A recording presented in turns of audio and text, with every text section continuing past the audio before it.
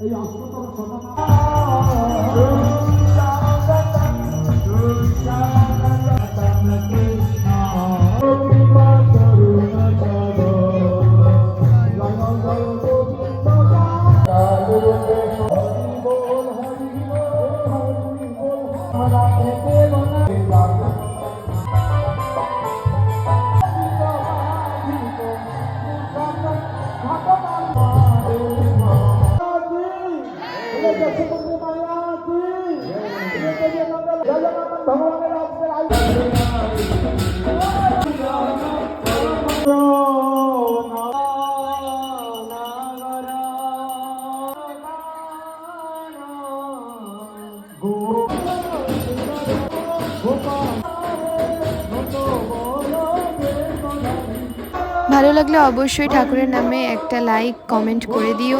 দেখা হচ্ছে অন্য ব্লগে। বাই।